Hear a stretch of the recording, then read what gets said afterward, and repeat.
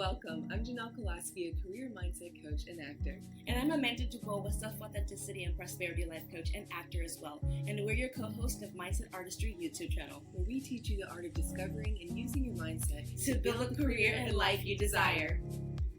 I will tell you about how I found my zone of genius, and Amanda can add in as well. And at the end, I want to wrap up talking about jealousy and a scarcity mindset and how that can really get in the way of identifying your zone of genius.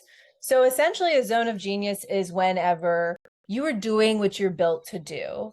It's something that lights you up, that excites you, that you feel like have endless energy for. I'm not saying you don't have to work at it, because as artists, we have to constantly work on our craft and continue to discover.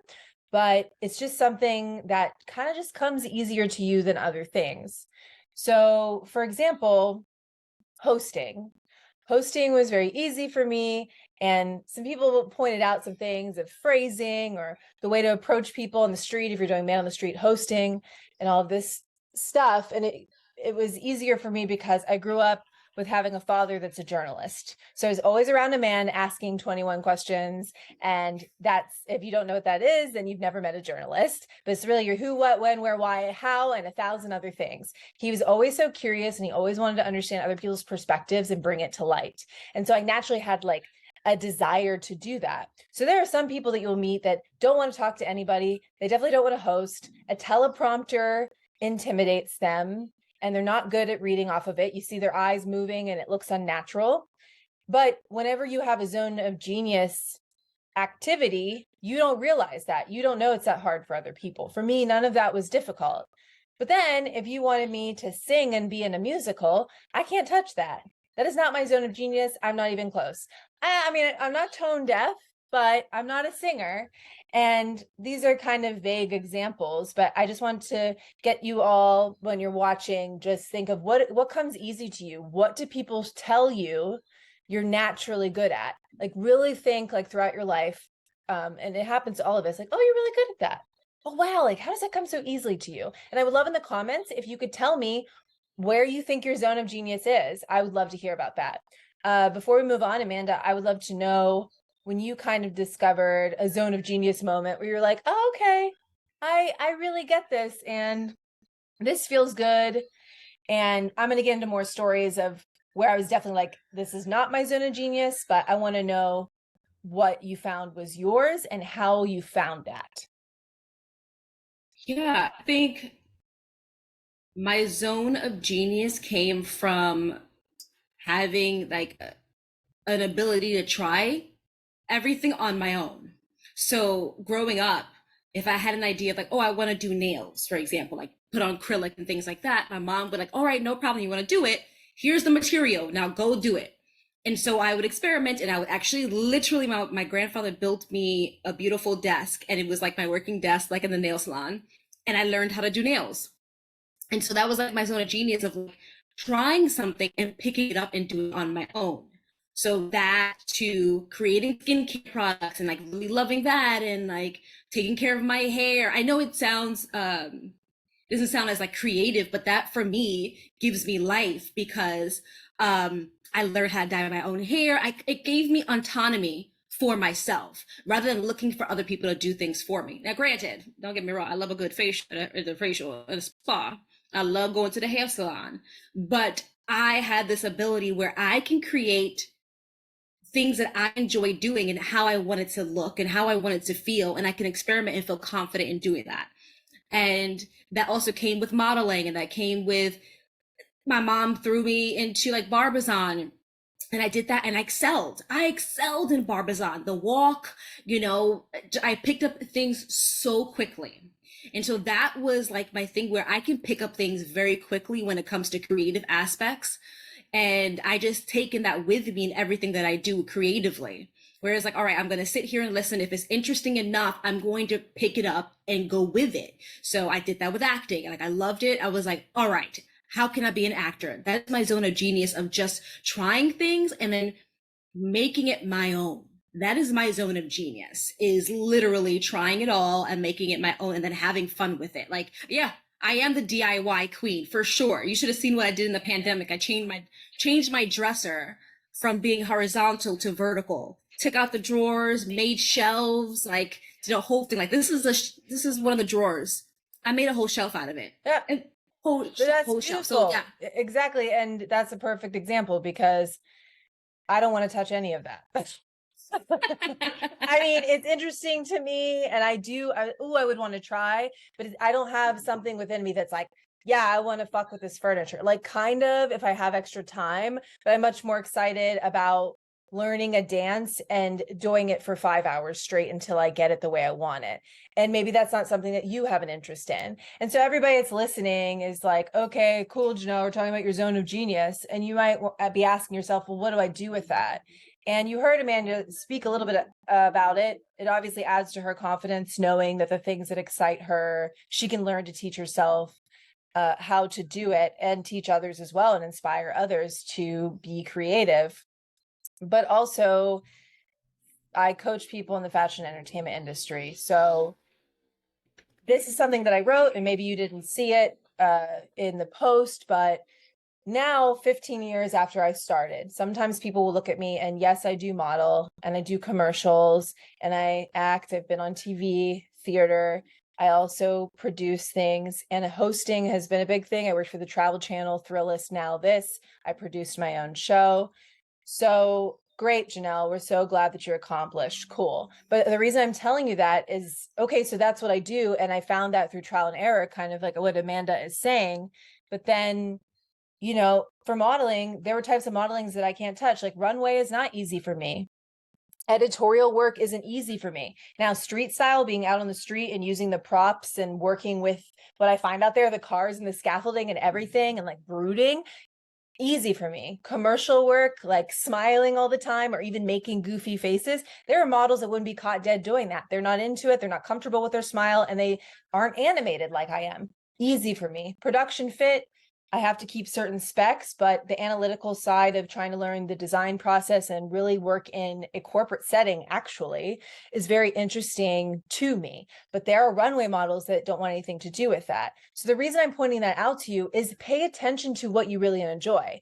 And I'm not saying that you don't need to put the work in and give up the fight, but don't put yourself in places that aren't your zone of genius, that you're not enjoying and having a growth mindset. Because when I was on the runway, I could do it, or the editorial, but then you can like get the people don't really think you're good at it, or they don't really want you there, and you don't want to be there. So it's a waste of your time. And I'm pointing that out because I want everybody to stop wasting their time trying to be something that they aren't. And yeah, I know there are models that have really pioneered the way on the runways, and somebody said they didn't belong there. Not my ministry, not what I'm meant to do. And there are people that do better with voiceovers than me. There are people that do better than with commercials, like national commercials than me, and TV and all these things, because they found their zone of genius. So I want you all to just really start to explore, stop looking left and right, stay in your lane, focus on what you want, dig into that authenticity, really try things, but stop trying to be other people. Stop trying to have what other people have. It's not yours. It's not for you. That's for them. You can make your own version of it and find it, but I see too many people wasting their time trying to be what they think they need to be instead of working with the beauty that they have. So I have one final point to make this evening regarding the jealousy and scarcity mindset. We'll talk about that last. But yeah, I want Amanda to talk on this, but I want to know, so you already explained the DIY, but I want to know examples, because people ask this. How did you really know you weren't in your zone of genius and you knew you weren't supposed to go for it? Because I don't want people to give up just because something is hard. But how did you really know, like, oh, this ain't it? So yeah, I was actually, as you were telling that story, I wanted to speak to the idea and the thought process around being in a place where you don't feel like your zone of genius is being appreciated or seen or even encouraged. Because I've been in the corporate world where it's very robotic, it's very meticulous. And so you serve a certain purpose as an assistant, as a coordinator, and I worked in human resources or talent acquisition. And I always wanted more creative opportunities within that. And every time I tried to incorporate my creativity in it, it got shut down. And so what I would say to those that are maybe in a space where they don't feel like they're supported, where they don't feel like their zone of genius can be recognized and included, is sometimes you got to create a path that's not there. Sometimes you have to be the person to change the things that they can't see, because you are the difference that you want to see. And so by doing that is finding a way to incorporate your current circumstance with your zone of genius. And I'm not saying to dumb it down and bring it down to a level of like 2. What I'm saying is, how can the job that you're doing now, or the job that you want to do, incorporate with the job that you're doing like right now, or and how that connects with your zone of genius. So had I thought about that during the days that I was in the corporate world, I would have been a lot happier. I would have actually excelled in the job, because I would have taken it a lot more serious, because I didn't feel recognized. I didn't feel seen. I didn't feel supported. I was ridiculed all the time, and I felt restricted. And so because I felt that way and allowed those emotions and those opinions of others get to me, I limited myself. And I caused myself to have a sense of resentment and hatred going to work. And that affected my work ethic, that affected my work put out or output. And so then that affected everything. So had I flipped it around and said, okay, how can I make this where it incorporates a bit of Amanda in it and the zone of genius? And then if not, look within the company, find where your zone of genius is, because I'm sure there's a role out there that may align with your zone of genius. And so I didn't understand this, and I didn't appreciate the moment that I had, and I ended up leaving. And I think it was also the best opportunity for me to do that, because I needed to grow, I needed to experience that. And everything that I learned from that corporate world, I actually do now. And I'm doing it in a creative way. Nell and I, marketing, creating spreadsheets and materials for you guys. I enjoy it. I have so much love for it now. And Nell, you can ask now. I'm like, all right, what do we need to do? I got you. Let's create. How does this look? How does that look? And I enjoy it. And that is my zone of genius, incorporate into something that I love. And I do with acting. I have my newsletter. I connect with, I create workshops, because I was doing, introduction meetings with new hires. So I got to incorporate all of that with my zone of genius now, but in a field that I actually enjoy doing. And I'm impacting people in an inspirational way. I'm having fun along the way. I'm also learning along the way from every single one of you, including myself. Like, oh, let me try this. Oh, this is new. Let's try this. Let's do that, and experimenting. So, and then I was able to bring that into my art as an actor, because then I no longer doubted my ability as an actor. And so my zone of genius became so confident. And granted, we have our moments. We do have our moments where it's like, oh, gosh. But now I am so comfortable and confident in who I am, that what I'm bringing to the table is what you're going to get from me as Amanda. And if you're looking for someone like Janel, absolutely, here's Janel. But I'm never competing, because I'm always secure and I'm not in a scarcity mindset. And so just give yourself a bit of grace, give yourself some time, and understand that sometimes your zone of genius has to be maneuvered and molded to fit in the circumstances that you're in now. And eventually it'll break out. Eventually it will. Or you make that decision to go, is this not the place for me? And that's absolutely okay too. You make that decision and you go from there. I just want to give everybody that kind of sense, because and give yourself some time as well to discover your zone of genius. Like I said, trial and error, experiment and experiment even more, and have fun with it, even if you don't get it. Because Nell, I could not be a professional dancer. She does an Irish dance and could not do that, would not do that, to be honest. Roller derby. I went roller skating, hurt my wrist. I was like, oh, this not for me. It ain't for me, honey. So there's just things that I'm like, all right, I'll try it, but it's not my zone of genius, and I'm okay with it, because once you have a recognition about your zone of genius, you also let things go that don't fit in that, and that's okay. But you also make space for growth, if that makes sense. Yes. Yes, exactly. And yeah, you aren't going to find it. And we talked about this the other week. The only way you build confidence is with the courage to try things that you're not good at and to fail whatever that failure means to you, but essentially not reach the goal that you obtained or thought a certain level you would be at. So we just want to encourage you to definitely explore and find that zone of genius, as Amanda was saying, to find your ultimate happiness. I had to be in those rooms where they were making fun of my runway walk to know that that's not my thing. And then I had to be in those rooms where they're like, you're so expressive and the joy radiates from you and you're really capturing what we needed. So then I could be like, okay, I don't want to be there, but oh, I see where I can be. And look, I'm a very stubborn person, so I understand what it means to be like, well, I could do it all. I can be that person. But it's just like, why? Like, why torture yourself doing something that's just, it's just not you. It's okay. Let it go.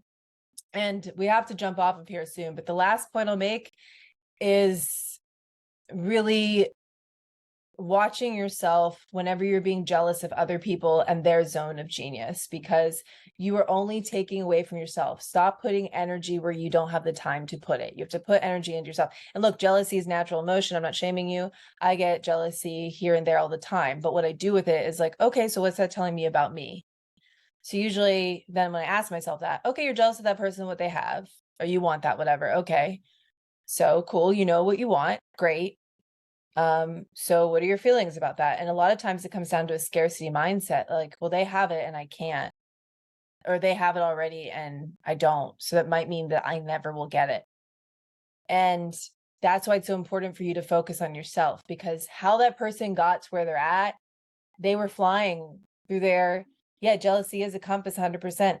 They were just flying high, like with their zone of genius and the right projects aligned. So be grateful for the jealousy and be like, okay, cool. So I know I really want that thing. So now let me go for it, but in my own way. And how will I find it? And so whatever it is you want to do, don't be ashamed of it. Don't be afraid to try. Don't be afraid to stumble and look stupid or whatever. And if people ever want to, shame you or make fun of you because you're not good at something yet, that's more about them. As we always say, it's all about other people. You really have to continue to focus on yourself. And so I just want to encourage you today, before we get off of here, and Amanda, you can add anything before we jump off, but just ask yourself these questions. What brings me joy? What are the things that I can do for hours and I don't get tired and bored? What do I love to talk to other people about? Whenever I'm in community with other people that get it, like when I'm talking to other Irish dancers and we start talking about the steps and then we start doing them and we get geeking out, or other actors, or Amanda and I, we love talking to other psychologists and coaches and people that want to guide others to be their best selves. We geek out about that. Okay, but then somebody starts talking about sports. Cool. So really pay attention to what you get excited about. And there's nothing wrong with it.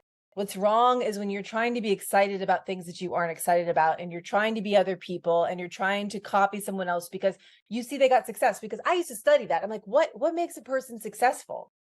Is it, okay, you gotta be really smart. So I'm like, I have to be really intelligent and then I can be successful. I have to be really good at school.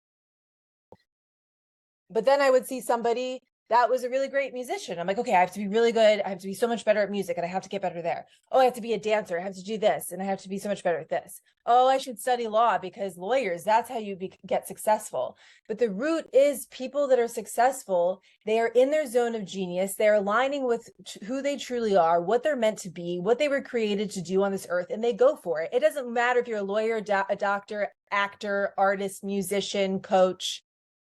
You will be successful at anything as long as it aligns with who you are. And that's what I want for you. So Amanda, I'd love whatever you got to add to this, and then we'll jump off. Yeah, I love everything you're saying about the zone of genius. I think a lot of people need to hear that, especially today, because there's a lot of comparison happening in the world and what we should be doing, what you should not be doing, or what you could be doing, or what all the ifs, coulds, buts, whatever, all of that is being said and directed to you or directed around you. And there are these ideologies that you have to be a certain way to be successful, to be happy. And what you have to dive into is, what is your happiness? Like now, so, what is that happiness for you? Excuse me. What is that happiness for you? And how does it look? How does it feel? Where does it come from? And be open to exploring that happiness and then living, like feeling it and directing it in everything that you do from that point on. Because when you know what happiness is and love and truth, it exudes in everything that you do.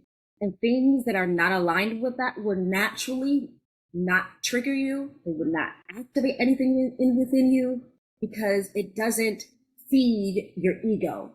Your ego is not present, right? So that is tap into that love, that happiness, that passion, and then persevere, be persistent and resist the urge to outperform anyone else but yourself.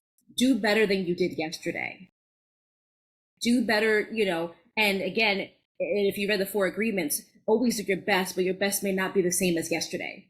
So give yourself a bit of grace as well to understand that today, I only got 4 hours sleep, so my best is not going to be as on it as it was yesterday.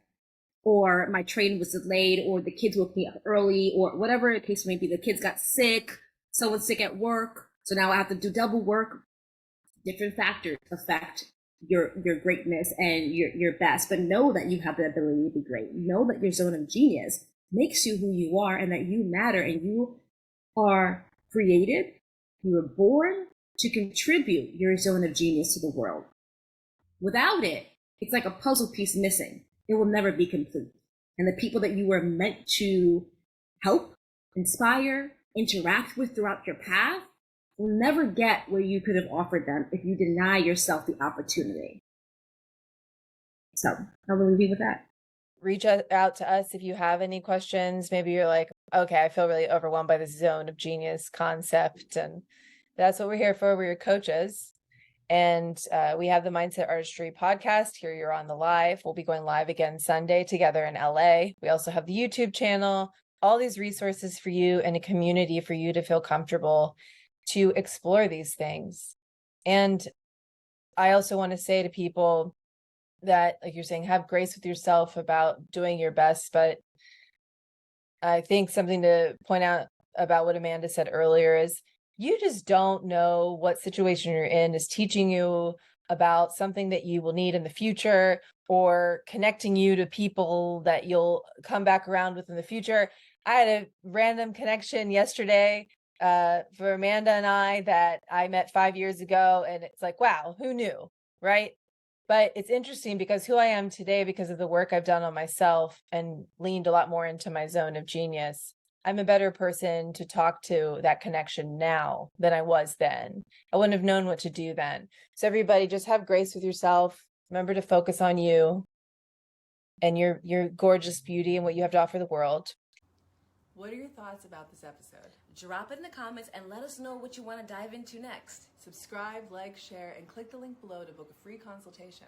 And We'll see you next time.